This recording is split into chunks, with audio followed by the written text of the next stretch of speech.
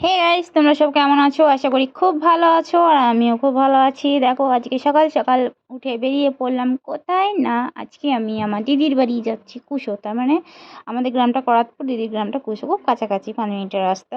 তো দেখো, তৃষা নিজের ভাইদেরকে, দাদাদেরকে রাখি পরাবে বলে এসেছে। তো রাখি ওরা পরাচ্ছে। প্রথমে স্টার্ট করলো মেজদির ছোট ছেলেকে, ঠিক আছে।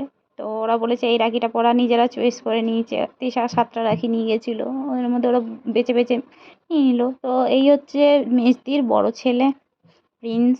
আমার ছেলেকে তো তোমরা চেনোই, আমার ছেলে প্রিন্সের কোলে বসে আছে। তারপর আমার ছেলেকে তারপরে বললো, বুনি তুই আমাকে রাখি পরাস প্রতি বছর, আজকে তোকে আমি পরাবো। তো এই রেওয়াজটা এবছরই দেখছি মেজদির বড় ছেলে বলল যে তৃষাকে রাখি পরাবে, আমার মেয়েকে।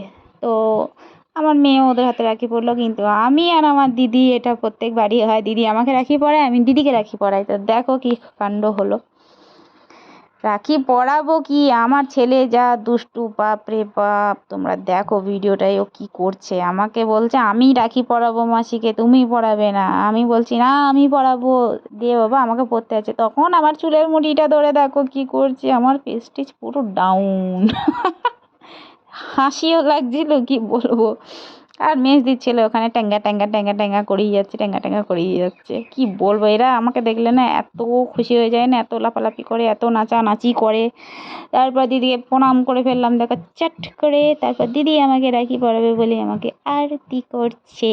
আমার দিলটা গার্ডেন গার্ডেন হচ্ছে। ওয়াও, বড় দিদি ভাইয়ের মতোই, তাই না? আমার ভাই দাদা বলতে আমার কেউই নেই, আমরা 5 বোন গাইস। তো দেখো, আমার দিদি আমাকে রাখি পরিয়ে দিচ্ছে, আর আমার সামনে ছেলেটা এসেই ট্যাঙ্গা ট্যাঙ্গা ট্যাঙ্গা ট্যাঙ্গা করছে। তারপরে আমি আবার ভাবলাম যে দিদিকে আমি কি করি কি করি। যাই হোক, রাখি যখন ও বাঁধছে, তাহলে আমাকেও তো কিছু একটা করার দরকার। তখন আমি দেখো আমি কি করব, মন প্রাণ করে আশীর্বাদ দেবো। তো দেখো গাইস, আমি কিভাবে দিদিকে হাতটা তুলে আশীর্বাদ করছি। জিও জিও, তুমি জিও 100 সাল তক, এইটাই বলছিলাম দিদিকে। তারপর হচ্ছে এই যে দিদির জায়ের মেয়ের ছেলে, মানে আমরা হচ্ছি দিদিমা।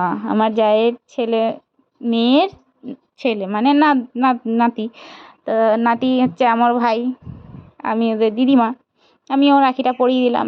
সমরেশ একটু আসতে দেরি করছিল, দিদির জায়ের ছেলে এটা, ঠিক আছে। তো সমরেশকে রাখি পরায় আমার মেয়ে, ওর দাদা হয় যেহেতু, ঠিক আছে। সমরেশ সবার শেষে এলো, রাখি পরাচ্ছিল। ভিডিওটা এই পর্যন্তই গাইজ, কেমন লাগলো